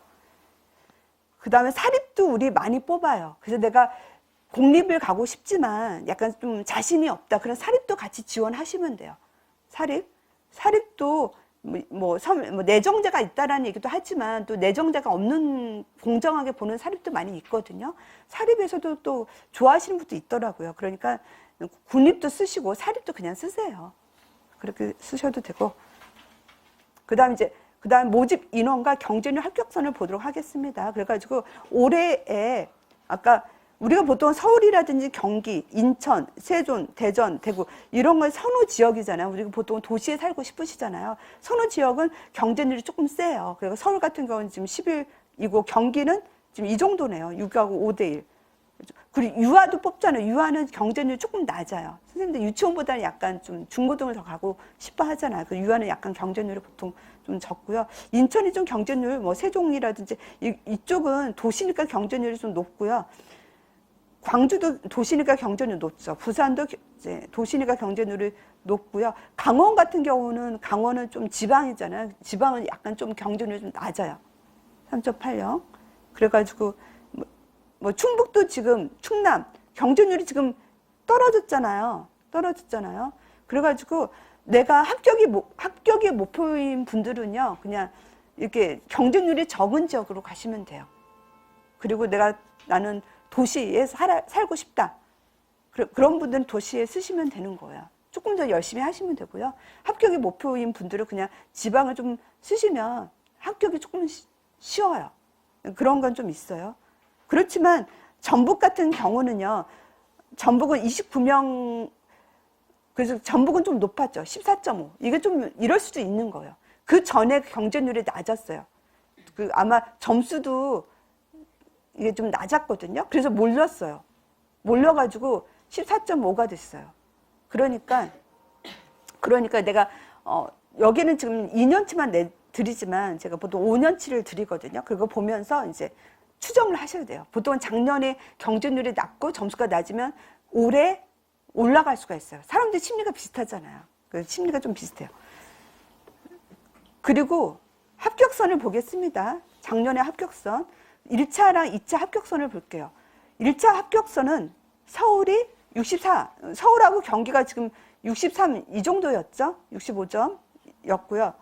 그리고 다른 지역 볼게요. 지방을 볼게요. 서울은 이렇게 도시 지역은 거의 좀 비슷해요. 광주가 또 68 높았네요. 대전도 좀 높았죠. 68점으로 높았고, 지방을 한번 볼게요. 지방을 보면 충남이랑 충북도 뭐 큰 차이 없네요. 한 2점 정도 차이가 있는 거고, 아까 전북이 유난히 낮았네요. 50점이죠. 유난히 낮았어요. 유아는 지금 58점 정도이고, 이거 하니까 아무래도 충남도 이제 59점. 아무래도 이제 도시 지역에 조금 점수는 좀 높일 수 있다라는 거를 좀 생각은 하셔야 되고요. 근데 그래서 점수 차이도 뭐 50점인 곳에서 생각하면 거의 10점 정도 차이가 나는 거예요. 1차 점수가. 1차 점 10점 점수 차이는 되게 큰 거죠. 차이가 나고요. 그리고 그 다음에 이제 면접 점수. 2차. 2차는 면접 점수를 합한 거고요. 그리고 여기서 한번 볼게요. 저 서울을 한번 볼게요. 서울이 64점이죠. 64점. 64점이면 교육학이 작년에 쉬웠거든요. 그래가지고 교육학 점수 한 18점으로 볼게요. 18점. 그럼 전공이 얼마 맞으면 합격하는지를 보겠습니다. 그래서 이건 5하고 14하고 6. 그래가서 이렇게 빼주면 46점이잖아요. 그래가지고 전공이 80점 만점에서 46점이 거의 컷인 거예요. 그러니까 전공이 그래가지고 그러면 전공이 한 50점만 맞아도 합격이란 얘기예요. 50점. 그래서 제가 아까 고득점자 점수를 60점이라 했었잖아요. 작년 기준으로는. 그래서 80점인데 46점이라는 건 뭐예요? 반을 넘어도 합격할 수 있다는 얘기예요. 반을 넘어도. 그만큼 서답형이 되게 어렵다는 얘기예요. 이 얘기를 제가 해주는 이유는요. 서답형이라고 하는 것은요. 객관식하고 틀려요. 에너지를 많이 소모를 써줘야 돼요. 정확한 키워드를 외운다는 게 우리가 로봇이 아닌데 어떻게 내가 챗 GPT도 아닌데 그거를 정확한 키워드 쓴다는 게 쉽지는 않은 거거든요. 그렇기 때문에 점수가 높지는 않아요. 서답형 시험에서는. 그리고 그래서 총계는 그래서 이제 총계에서 경쟁률이에요. 그래서 경쟁률이 아까 6점, 작년에 경쟁률이 6.23이었어요. 여기서 6.23인데 실제로 결시율, 관광고시 온 사람들 결시율까지를 생각하면 5대1 정도가 돼요. 경쟁률이. 5대1. 5대1이면 경쟁률이 높지 않다라는 거. 공무원 시험은 몇십 대 1 하는 거 아시죠? 몇십 대 1 해요. 5대1이면 선생님 이미 학부에서 그걸 통과하신 거예요. 하셨기 때문에 경쟁률이 그렇게 높지는 않고 열심히 1년 안에 하시면 1년 안에 합격할 수 있는 시험이 됐다라고 하는 거고요. 그리고 유아 같은 경우는 좀 경쟁률이 조금 낮을 수가 있고요. 그리고 장애는 경쟁률이 낮아요. 내가 장애라고 하면 숟가락만 넘기면 거의 된다라고 볼 수가 있어요. 그래가지고 장애 유형도 있잖아요. 그 제가 어떤 분이 있는데 두 분을 봤어요. 이분은 시각장애로 장애가 됐어요. 근데 이분은 원래는 공부를 내 기억 한 4년 했을 거예요. 왜 4년 하셨냐면요. 자기가 시각장애인지 몰랐어요. 이분이 한쪽 눈이 약시였어요. 한쪽 눈은 보이시고. 근데 한쪽 눈 약시도 이게 시각장애가 되더라고요. 근데 이분이 그게 나중에 알게 됐어요. 그 나중에 이 4년째에 알게 돼가지고 이때 장애로 합격을 하셨고요. 실제 얘기예요. 또 어떠한 분은 메니에르 병이었어요. 우리가 메니에르 병은 스트레스가 많으면 생기거든요. 그래가지고 메니에르 병에서 귀가 안 들려요. 그래가지고 장애 등급을 받으신 거예요. 그 청각장애 받으셔가지고 그래서 합격했죠. 메니에르 병 청각장애 돼가지고 합격하셨어요. 장애로. 장애가 되면 아까 꽈나무 넘기면 되는 거니까 거의 합격이 되는 거거든요. 그래서 이제 합격되니까 기분이 좋아졌잖아요. 그래서 메니에르 병이 없어졌대요. 그래서 귀가 들렸대요. 진짜 그런 게 있어요. 그래가지고 그래서 이런 거 내가 장애인지도 좀 알아보실 필요가 있어요. 네, 그 다음에 그래서 제가 이제 나의 합격 계획서를 보도록 하겠습니다. 합격 계획서. 그래서 저의 합격은 1, 4월이 있고요. 이제 기본 이론과 형성평가가 있거든요. 기본 이론. 그래서 제 수업은 어떻게 하냐면요. 제가 사실은 8시 반부터 시작을 해요. 8시 반에는 형성평가 문제를 30분 동안 좀 내드리거든요. 그래서 우리가 형성평가가 중요하잖아요. 그래서 그 주 배운 내용을 와서 이제 선생님들 좀 테스트를 하고, 그거를 하고요. 그리고 이제 9시부터 6시까지는 이론 교재로 수업을 진행을 하고요. 이론 교재 4권이거든요. 4권으로 수업을 진행을 하고, 그리고 이제 제가 올해 이제 기출 분석과 구조와 인출 노트로 올해 신간을 만들어요. 그래가지고 기출 분석과 이제 구조와 인출 노트는 기출 분석이 되게 중요하다 했잖아요. 그래가지고 우리가 구시하고 임용하고 이제 공무원 시험 이거를 분석한 거나 이제 구조화. 우리가 이제 이론 교재는요, 우리가 공부를 할 때는 숲과 나무를 같이 봐야 된다고 하잖아요. 그래서 이론 교재는 나무를 보는 거고요. 기출 분석과 구자 노트는 숲을 보는 거예요. 우리 공부는 숲과 나무를 같이 보셔야만 되는 시험이거든요. 선생님들이, 저는 사실 정리를 잘 못해요. 정리를 못하는 사람인데 우리 남편은 정리를 잘하는 사람이거든요. 선생님들이 이제 신발장에서 신발을 꺼낼 때 여름에 신는 부츠라든지 구두라든지 운동화라든지 슬리퍼를 잘 구조화를 해놔야만 내가 꺼내기 쉽잖아요. 꺼내기 쉬워서 신을 수 있잖아요. 공부도 똑같아요. 내 머릿속에 많은 것이 주입이 되어져서 들어가 있잖아요. 들어가 있는데 이게 어느 카테고리에 있는지를 카테고리가 돼줘야 꺼내서 쓸 수 있는 거거든요. 그래서 그래서 숲이 중요한 거예요. 그 숲의 역할을 하는 것이 기출 분석과 구조화 노트예요. 그래서 이거는 신간이에요. 이거는 사실은 기출 문제집에 있는 거를 좀 따로 빼왔어요. 따로 빼와서 보는 게 더 좋겠더라고요. 그래가지고 이제 그런 인출 노트는 뭐냐면 제가 매일 아침 문제를 냈었어요. 그래서 선생님들이 매일 아침 문제 합격수를 보시면 아시겠죠. 매일 아침 문제를 되게 좋아하세요. 왜냐하면은 거기서 적중이 되게 많이 되거든요. 매일 아침 문제는 제가 사실은 올해 정말 시험에 나올 애들 주로 문제를 많이 냈고 거기서 올해 시험에 많이 나왔었어요. 뭐 이번에 자동 제세동기도 그렇고 신절도 전환기도 그렇고 하여튼 거기서 시험이 많이 나왔거든요. 그래서 그거를 이제 인출 노트에 넣어놨어요. 그리고 이거는 이제 이론 수업하고 나서 선생님 복습용으로 보시면 돼요. 복습용으로 이론 책하고 이 기출 분석하고 인출 노트 문제니까 문제 보면서 이제 선생님 복습용으로 사용하시면 되는 거고요. 그리고 또 제가 수업이 끝나고 나서 직강생하고 이제 질의응답 하는 시간도 1시간은 가져요. 수업 끝나고 나서도 선생님들이 저한테 궁금해하는 거 있잖아요. 궁금해하는 거 그런 데서도 시험에 나오더라고요. 그래가지고 저는 시간이 되는 분들은 이거를 참석하라고 저는 얘기를 하고 싶어요. 직강생들은 제가 직강생은 사실 코로나 이후로 직강생이 그렇게 많지는 않거든요. 그렇기 때문에 이게 좀 가능해졌어요. 그래가지고 특히 직강생들하고 질의응답을 하면서 배운 거에 대해서 이해 못하는 거 또 궁금한 거 묻고 또 내가 선생님들한테 묻고 잘 수업 들었는지 그런 시간을 또 1시간을 갖고요. 직강 때는. 그리고 다음 카페 김기영 보공서 다음 카페에 매일 아침 문제 코너가 있거든요. 거기서 제가 이제 9시 이전에 문제를 올려요. 그래서 수업 없을 때 그리고 일요일 빼고 10문제씩은 올리거든요. 그래서 여기서 적중률 높고 선생님들이 되게 이거에 반응이 제일 좋아요. 그렇기 때문에 이렇게 수업을 진행을 하고요. 5, 6월은 기출 적용 문풀을 진행을 합니다. 그래가지고 이때도 오셔가지고 8시 반부터 이제 거의 2시간 또 아까는 거의 30분이었잖아요. 그리고 5, 6월은 그래도 공부를 좀 하셨잖아요. 그래가지고 이때는 한 1시간 반 정도로 선생님 문제를 그 범위 문제를 풀도록 하는 시간을 갖고요. 그래서 제가 올해 김경 전공보건 기출 플러스 문제집을 전면 개정을 하고 있어요. 전면 개정. 그래가지고 제가 이 기출 플러스 문제집은요. 여기 임용 문제도 있고요. 임용 문제도 있고 임용 문제에서 또 나올 수 있는 문제들 확장 문제를 더 만들었어요. 더 많이.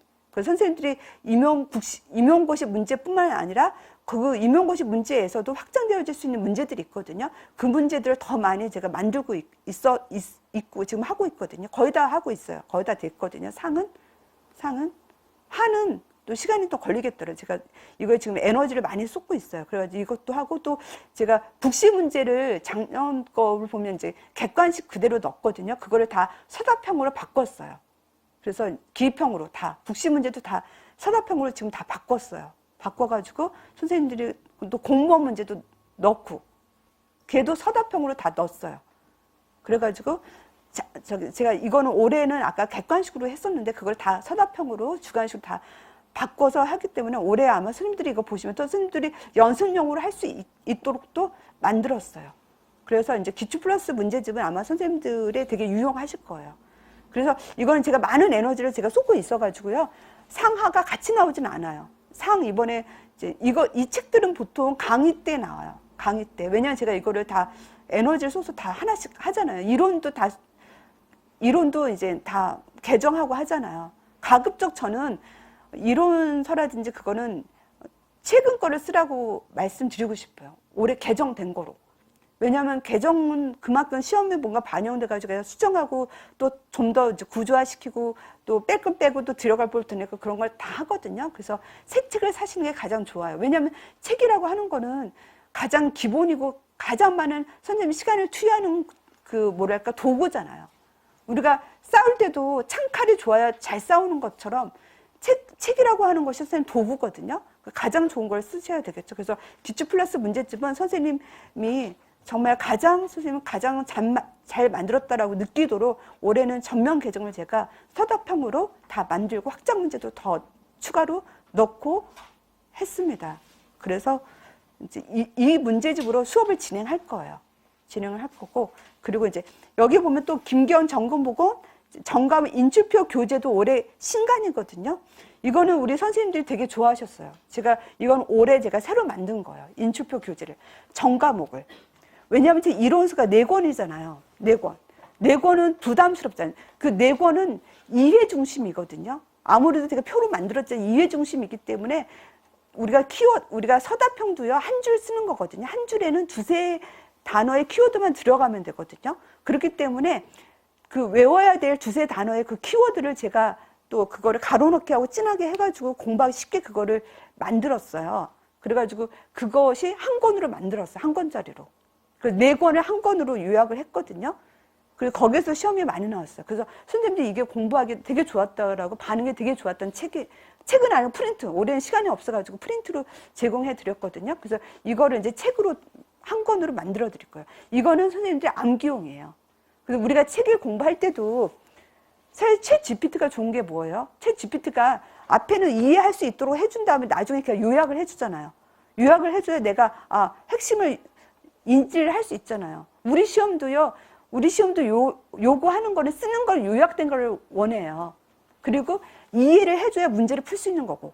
그래가지고 1, 2, 3, 4권은 이해용이라고 볼 수 있겠고요. 그리고 인출표 교재 한 권짜리는 암기용이라고 보시면 돼요. 내가 이제 암기해야 될 부분. 그 선생님들이 에너지를 많이 줄이게 한 교재예요. 그래서 이거는 아마 이때 5, 6월 때 5월 초 정도에 나올 거예요. 이것도 제가 올해 그 프린트물을 쪽에도 개정을 해줘야 되잖아요. 개정을 해줘야 돼서 시간이 좀 걸리겠더라고요. 그래서 5월 초 정도에 나오고요. 그리고 항상 저는 수업 끝나고 나서 직강생하고 1시간 동안은 질의응답을 가지면 선생님 궁금한 거랑 또 중요한 것도 묻고 그런 시간을 또 갖고요. 그리고 다음 카페 형성평 항상 해요. 항상 하고요. 다음 카페 매일 아침 문제는 시험 보기 전날까지 해요. 그래가지고 그 시험 보기 전날 그 주에 냈던 문제도 다 시험에 나왔었어요. 제 세동기에서 나왔던 그것도 심전율동 제세동기 하던 그 부분도 바로 그 주에 나왔던 것들이었었어요. 그 다음에 7, 9월 영역별 모의고사가 돼요. 영역별이라고 하는 것이 아까 이제 지역사회 간호학에서부터 학교보건에서부터 그 영역별로 서답형 문제풀이를 하고요. 이때는 보통 거의 3시간을 해요. 3시간 선생님 문제를 풀고 그 다음에 해설 강의를 6시까지 하거든요.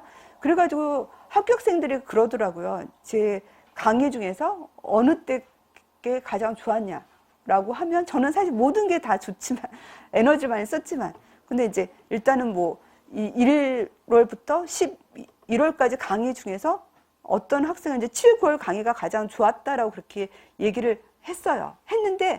했는데 또 올해 시험에서는 제 생각에는 7, 9월하고 올해 시험은 제가 최신 특강 문제에서도 많이 나왔어요. 최신 특강. 그래가지고 심전도 문제도 제가 최신 특강에서 다뤘던 문제였거든요. 그때 나왔던 문제였거든요. 그래서 여튼 연역별 모의고사는 학생들이 제 모든 강의 중에서 이때 강의가 되게 참 좋았다는 얘기를 많이 했었어요. 왜냐면 연역별로 다 다루면서 하는 거니까 하고요. 그리고 이때부터 이 7, 9월 우리가 7, 9월은 어떤 때예요? 이게 되게 덥잖아요. 덥고 공부하기 싫은 때잖아요. 싫은 때죠. 그때 이제 인출구술 스터디를 운영을 해요. 인출구술 스터디. 그래가지고 이건 직강생 나와서만 하는 거예요. 그래서 이제 우리 수요일 아침 9시부터 1시까지 한다고 했잖아요. 그래서 합격 수기에 보면 이 인출 구술 스터디가 되게 좋았다라는 얘기를 많이 하거든요. 그래가지고 이때는 이제 뭐 중요한 거 묻고 대답하고 하는 그걸 하기 때문에 선생님들이 뭐 암기하지 않았는데 와도 되냐 그런 얘기 하는데 와서 내가 이제 못 외웠으면 그냥 책 보고 또 얘기하시면 돼요. 우리가 책 보고 얘기하면서도 또 도움이 되거든요. 그래서 이게 되게 효과가 커요. 그래서 가능하신 분들은 7, 9월에 참여를 하시고요. 그리고 7, 9월부터 10, 11월은 최신 문제 특강을 하거든요. 최신 문제 특강은 아주 말 그대로 최신 문제예요. 주변에 이제 공무원 문제든 그런 것들을 하는 거고 여기에서 적중이 많이 됐어요. 최신 문제. 이번에 시험이 약간 지역적으로 나왔다고 했잖아요. 지역적으로 나왔기 때문에 최신 문제 특강에서 문제가 좀 많이 나왔었어요.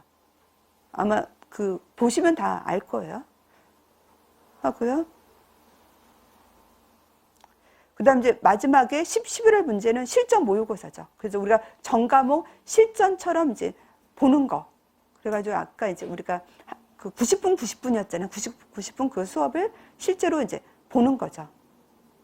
그렇게 하고요. 근데 이것도 뭐 방법은 다 똑같아요. 그렇게 시험을 보고 얘도 이제 직강생활 질의응답하고 최신 문제 특강도 이제 수요일에 하죠. 최신 문제 특강하고 그리고 제가 새로 특별한 하루 특강을 새로 만들었어요. 그래서 이거는 이제 시험 보기 2주 전에 수요일에 제가 이제 1순위 예상 주제를 점검하고 확인 학습하는 그걸로 그냥 운영을 하는 게 좀 좋겠더라고요. 한 4시간 정도로 제가 생각을 하거든요. 최신 문제 특강은 2시간 수업이에요. 2시간 수업이고 얘는 4시간 정도 해가지고 40장 정도 해가지고 전 과목에서 우리가 핵심 우리 시험은 사실은 실수를 하지 말라고 하잖아요. 실수하지 말고 내가 다 본 건데 정확하게 쓰는 게 어려운 시험이거든요. 서답형은. 그렇기 때문에 시험에 정말 나올 수 있는 거를 핵심 요약한 내용을 4시간 동안에 그때 좀 한번 점검하는 그런 취지로 하루 특강을 하려고 합니다. 하고요. 그 다음 12월. 12월은 우리가 12월 26일에 1차 발표를 해요. 1차 발표를 하면 제가 신춘 면접 시뮬레이션을 운영하거든요.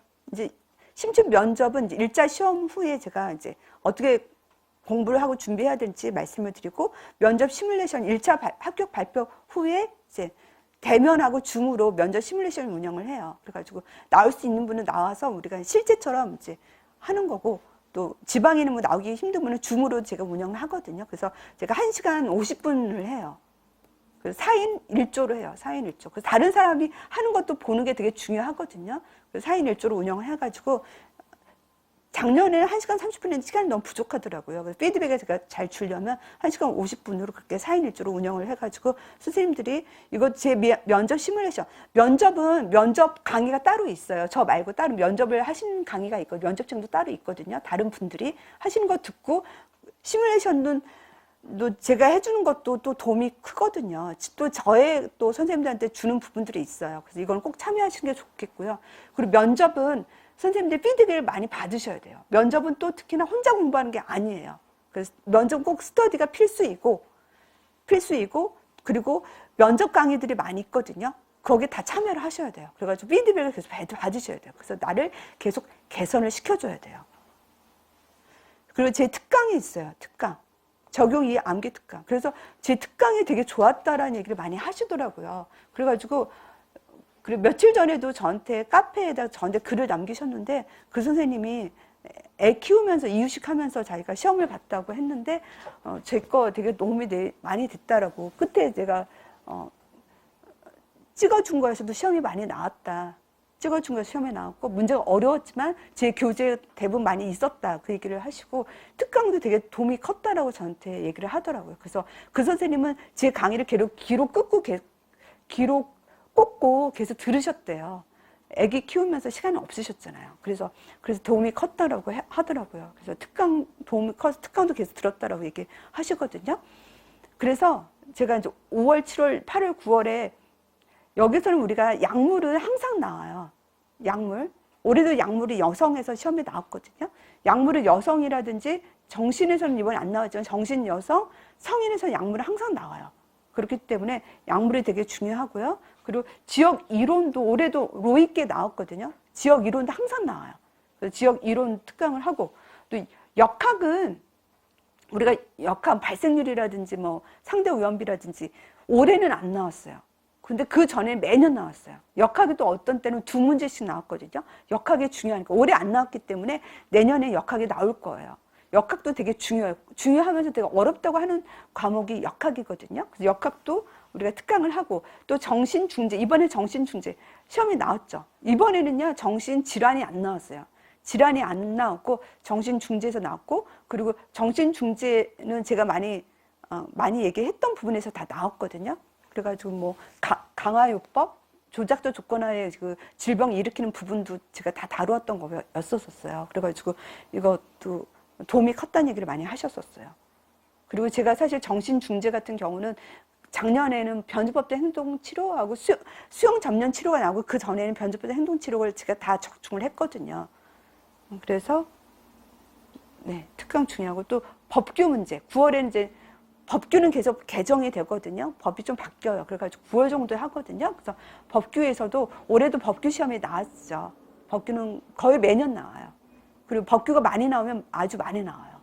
그래서 일단은 하여튼 법규 문제 또 하고요. 그래서 특강도 선생님들이 되게 좋아해요. 그래서 일단은 제 수업의 비법, 정고조수 고득점자. 저는 제 목표가 뭐예요? 단기간 고득점 합격이 저의 키워드예요. 아까 목표가 중요하댔죠. 저는 선생님들이 단기간에 고득점을 할 수 있도록 최적화된 수업을 하기 위해서 저의 모든 머리를 쓰고 하는 거거든요. 그리고 제가 아까 그랬죠. 뭔가 첫사랑을 만나는 느낌으로 왔다. 첫사랑을 만나려면 선생님들 마음을 사야 되잖아요. 첫사랑의 마음을 사야 되잖아요. 그래가지고 선생님들의 마음을 사기 위해서 저의 이제 장점, 강의의 장점을 얘기를 하도록 할게요. 사실은 저는 노력파예요. 아까 저는 천재라고 했지만 저는 노력파거든요. 왜냐하면 사실은 저는 뭔가 가지고 있는 게 없다라는 생각을 저는 되게 많이 했어요. 제가 뭐 말주변이 있는 것도 아니고, 뭐 저는 사실대로 내성적인 사람이거든요. 내성적이어가지고 말을 잘 안 해요. 말을 안 하니까 친구가 없더라고요. 그래가지고 이제 말을 해야 되겠다. 근데 말을 한다는 게 저는 되게 에너지이고, 하여튼 말주변이 없는 사람이 이게 말을 한다는 게, 강의는 사실 청상유수로 말을 해야 되잖아요. 사실 그게 되게 힘든 거예요, 저는. 그래서 저는 노력으로 그거를 극복한 사람이에요. 노력은 다 극복할 수 있잖아요. 그죠? 노력으로 극복한 사람이에요. 천재로서 극복한 거예요. 네. 그래가지고 하여튼 저는 선생님한테 이해하는 강의. 그래서 제가 구체적인 예시를 들어줘가지고 이해가 잘 된다는 걸 많이 하시더라고요. 그리고 제가 또 그림 같은 걸 많이 그리거든요. 제 거를 보시면 좀 아실 거예요. 그림 같은 거 그려서 선생님들이 그 질환 파트는 특히 그림 많이 그리셔야 돼요. 그리고 그림 같은 거로 이해를 돕는 강의를 하고, 그리고 저는 이제 저 거를 보면 구조화를 해줘가지고 선생님 핵심 키워드, 우리 서다평은요, 구조화가 되게 중요해요. 서다평에서는 특히. 그래서 구조화를 시키는 강의를 하고, 암기법, 선생님 청킹이 되게 중요해요. 서다평에서는 특히. 객관식은 청킹이 중요하지 않거든요. 근데 서다평을 할 때 몇 가지 써야 되고 하는 것들은 청킹을 하지 않으면 이거는 너무 많기 때문에 나올 수가 없어요. 그래서 제 청킹이 되게 중요하다, 좋아해요, 선생님들이. 그래서 이제 파지와 인출을 돕게 하고요. 그리고 높은 적중률. 그래서 올해도 제가 적중률이 제일 높았다고 그런 말을 선생님들 하시고, 문제가 사이드로 나왔었지만 제가 적중을 많이 해줬고, 제가 찝어준 거에서 많이 나왔다는 얘기를 선생님들 많이 하셨어요. 이 얘기는 모든 강사가 자기가 적중했다고 하죠. 근데 저는 학생들이 저한테 전달해 준 거를 전달해 드린 것 뿐이에요. 그래서 저한테 이번 시험 보고 저한테 감사한다고, 저한테 왔던 게 정말 이번에 뭐라고 하지? 너무 저를 선택하고 온 게 자기한테는 정말 너무 탁월한 선택이었다는 얘기를 저한테 많이 하더라고요. 어려웠지만 제가 많이 적중했다라고 얘기를 저한테 많이 얘기를 해주셨어, 올해. 그리고 제가 뭐 적용이 암기특강 이런 식으로 이제 최신 문제를 특히 많이 해주고, 우리 시험은요, 사실대로 말하면요, 최신 문제에서 많이 나와요. 그 2도, 이번에 제 2도 방실불력도 제가 심전도 그림 그것도 다 냈거든요. 이번에 최신 특강 때. 그리고 그 자동 제세동기에서 그 동시작동 그 부분도 제가 최신 문제에서 나왔던 거예요. 다른 데 나온 거를 제가 냈거든요. 그게 그대로 시험에 나왔잖아요. 그래서 최신 문제가 되게 중요해요. 그래서 이거를 제가 다 하고, 특강이라든지 다 하고요. 또 구술 인출 스터디에서도 여기서도 선생님 고득점이 많이 나오셨고요. 매일 아침 문제도 이거 얘기를 많이 해요. 이거가 도움이 컸다는 얘기를 제일 많이 하시고, 이거는 시험 전날까지 운영을 하죠. 그래서 교재 얘기를 하겠습니다. 교재. 그래서 이론 교재는 4권이 있고요. 이해용이라고 했죠. 여기는 뭐 기출표시라든지 그림 같은 것이 다 있고요. 그 다음에 기출분석과 구조와 인출노트 올해 새로 새로 신간이라고 했어요. 새로 신간이어가지고 임용 기출 문제랑 이걸 확장 문제도 더 넣고 국시랑 공무원 문제도 다 서답형으로 바꿔가지고 제가 모든 에너지를 내서 하는 거고, 그리고 이거는 상하로 있고요. 상은 강의 날에 맞춰서 나오긴 아마 1월 둘째 주에 나올 것 같아요.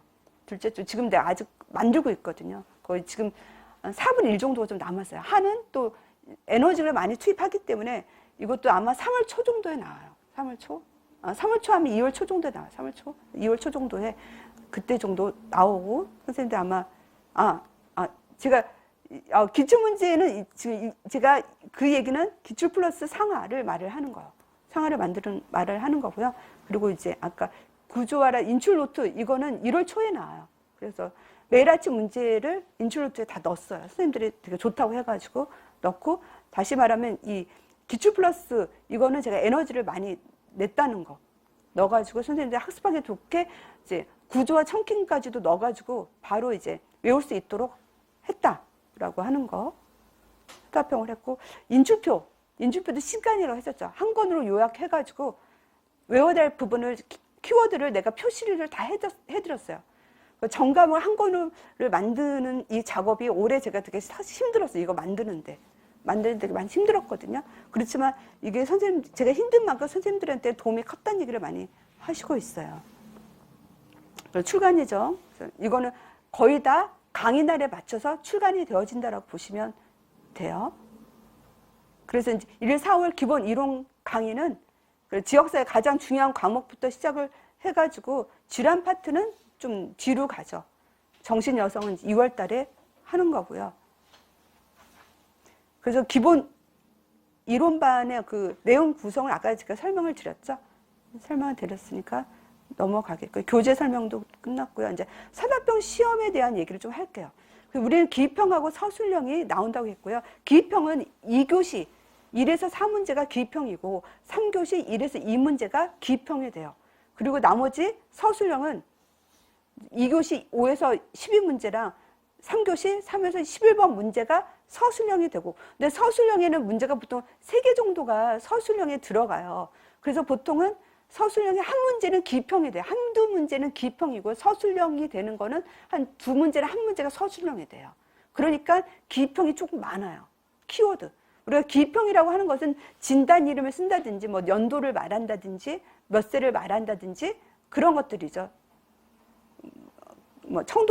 이번에 청동한 중분이라든지 그런 것들이 이제 기입형이 되어지는 거고, 서술형 같은 경우 보통 기전이죠. 병태생리 기전, 약물의 기전, 그런 것들이 보통 개념을 쓰는 거, 그런 것들이 서술형이 돼요. 그래서 기입형, 서술형이라고 이 서답형 시험이라고 하는 게 에너지가 많이 들어가는 거예요. 그래서 이제 올해 기출문제를 분석한 거를 보면요. 올해 시험이 좀 어려웠다고 했잖아요. 지역사회 간호학에선 로이 같은 경우는 나올래가 나온 거였고요. 근데 여기 두발에서도 뭐 이런 것도 나올래가 나온 거였는데, 프리드만의 가족사정 도구에서 애정기능 역할 구조는 이거는 약간은 뭔가 좀 어렵게 느껴질 수도 있었지만 이해를 하면 거의 좀 답을 할 수 있는 거. 요즘 사실 올해 문제는요. 느낀 게 뭐냐면 문제 안에 거의 답이 있었었어요. 사실대로 말하면. 선생님들이 뭐 프리드만의 가족사정 도구는 뭐 약간 생소한 거이지만 사실은 거의 문제 안에 거의 답이 있었었어요. 그래가지고 약간 새롭다? 그래가지고 멘탈이 붕괴돼가지고 멘탈이 붕괴되면 마음이 좀 불안해졌잖아요. 그러면 볼 것도 잘 안 보게 되잖아요. 그러면 답을 못 쓰죠. 근데 그때 이런 거는 뭐 나만 모르는 게 아니라 다른 애들 다 모르는 거야. 모르니까 그냥 내가 캄다운을 하면서 잘 보자 하면서 보면 답이 다 나올 수 있는 문제였어요. 사실은 거의 다 이번 시험은요 어렵다고 하지만 문제 안에 잘 보면은 답을 추정할 수 있는 거. 그 수능이 좀 그렇잖아요. 수능이 수능이 단순 암기가 아니라 그 문제 안에서 뭔가 이제 고등정신이라고 하잖아요. 고등정신 능력을 가지고 그 문제 안에 추론을 해서 풀 수 있는 거, 그거를 좀 요구하는 부분들이 좀 있었었어요. 추론해서 풀 수 있는 거.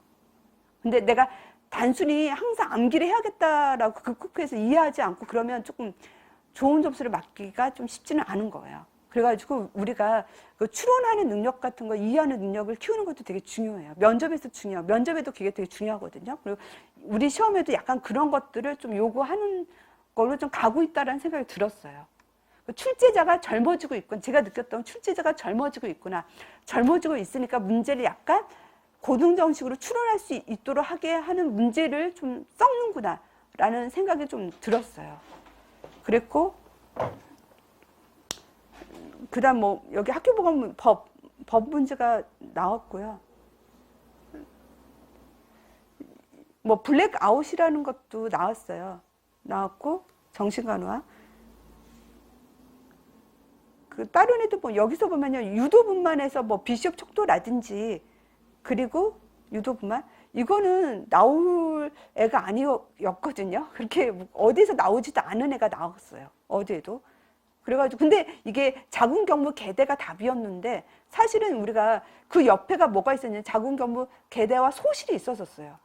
우리가 사실 간호 공부하면서 자궁경부 계대와 소실이라는 말 많이 쓰잖아요. 옆에 자궁경부 소실이 있으면 자궁경부 계대라고 추정을 할 수 있는 거였거든요. 근데 추정해서 쓰신 분도 있었었어요. 근데 이거를 추정 못하고 못 쓰신 분, 다른 거 쓰신 분들도 꽤 있었었어요. 그만큼 우리가 어떤 추론을 해서 쓰는 거를 좀 그렇게 해서 쓸 수 있다라는 거라고 볼 수가 있겠죠. 그리고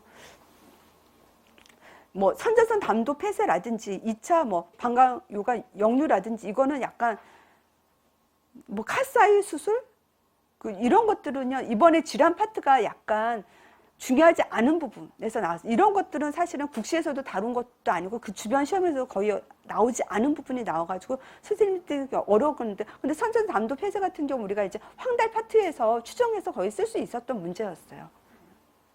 쓰는 방법을 얘기하도록 하겠습니다. 그래서 우리가 두가실, 가지수 채우기. 그래서 우리가 뭐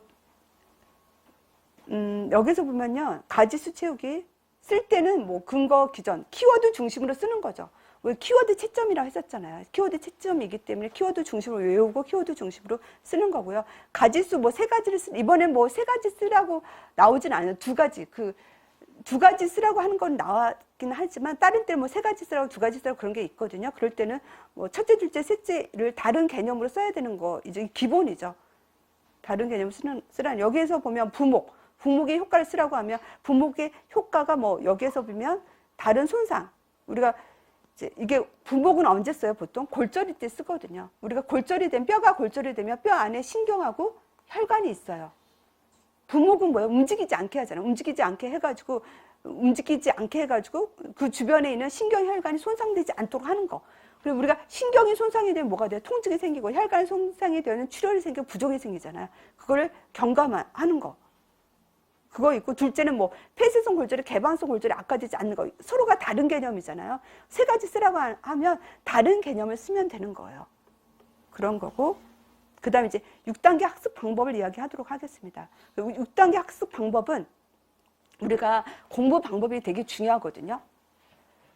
제가 우리 임용 공부에서 중요한 건 아까 첫 번째 자신감, 나는 천재라는 걸 믿어야 되는 거, 그게 기본이고, 두 번째는 학습 방법이에요. 학습 방법에서 달라지면 비효율적이에요. 학습 방법은 효율성의 문제거든요.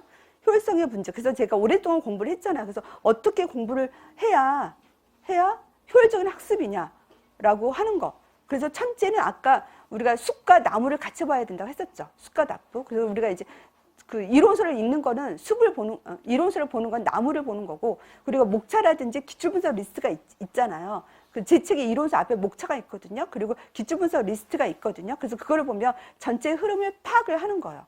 나무를 보고, 숲을 보고, 그리고 이해.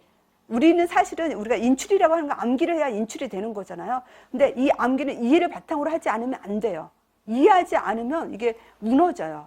양이 많기 때문에. 선생님들 보면 이해하지 않고 선생님들 공부할 수 있어요. 선생님들이 아마 저기 학교에서 시험 볼 때는 이해하지 않고 그냥 암기만 해도 됐어요. 근데 그 방법에 익숙해진 분들은 방법을 바꾸셔야 돼요. 제가 이거는 많이 생각했는데요. 제가 그 직강생 되게 열심히 하셨어요. 그리고 그 선생님 형성평가 보면요, 되게 잘 써줬어요. 근데 실제 시험에서 시험 못 봤어요. 근데 왜 그 선생님이 왜 그랬을까를 제가 고민했거든요. 근데 그 선생님뿐만 아니라 다른 선생님도 그런 분이 있더라고요. 그거는 이해하지 않고 무작정 외우시더라고요. 우리가 암기이기 때문에 무작정 외우시는 분들이 있어요.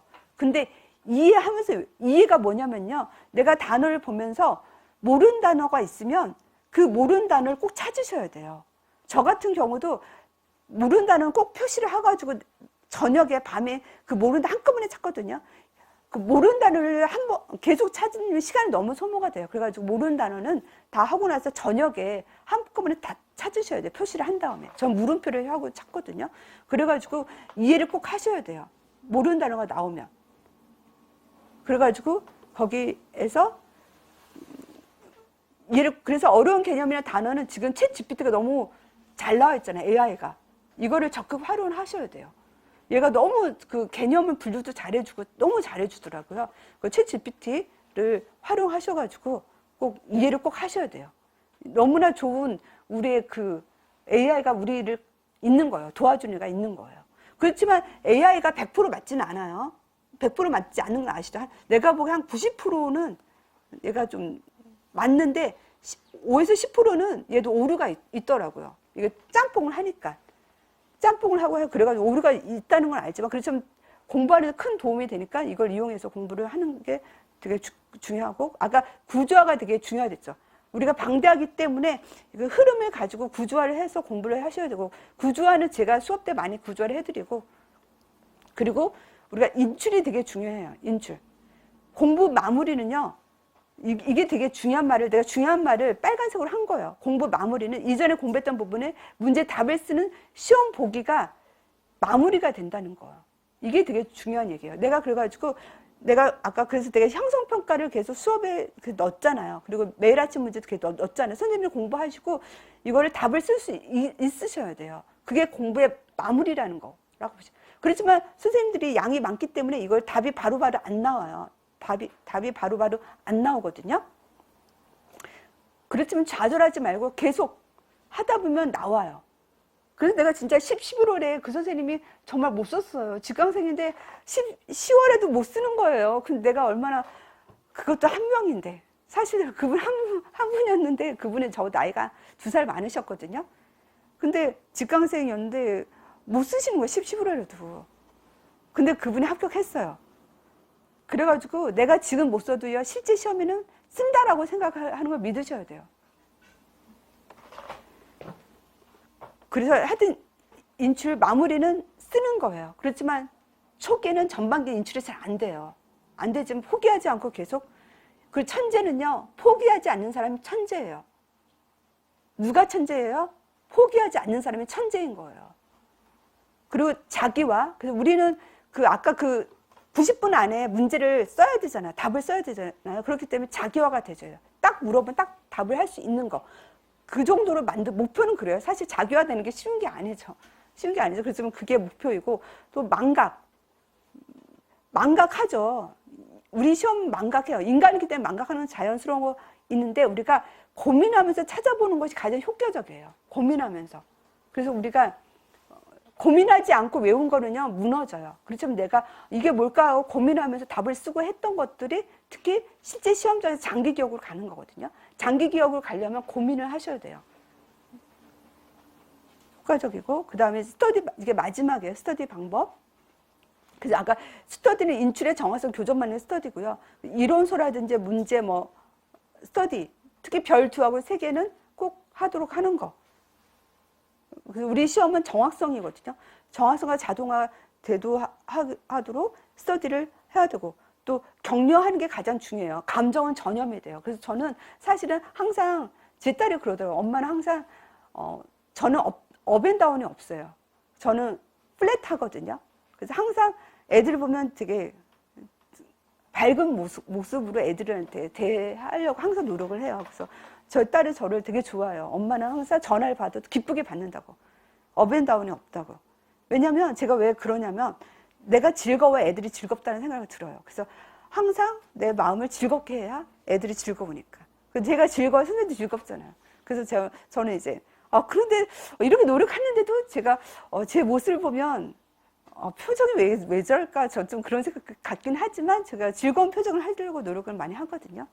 그리고 배려해야 돼요. 스터디가 끊어지면 좀 안 좋잖아요. 그러니까 상대방을 배려해줘야만 스터디가 지속이 되어지고 이거 배려 협력은 또 우리가 되게 중요한 거고 비슷한 사람이랑 같이 스터디하는 게 좋아요. 또 차이가 너무 크면 또 자기감을 가지시더라고요. 그렇지만 실력이 우측에 자기 비하를 경험하거든. 자기랑 비슷한 사람 상황과 능력이 비슷한 게 좋지만 나보다 잘해도 저 사람도 내가 배운다는 생각을 가지시면 돼요.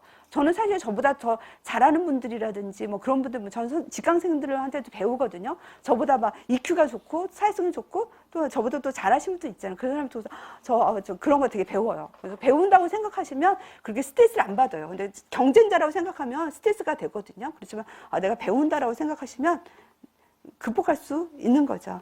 네, 그래서 이게 끝. 그래서 저는 고득점 단기 합격을 목표로 선생님들을 하도록 하겠습니다. 네, 감사합니다. 네.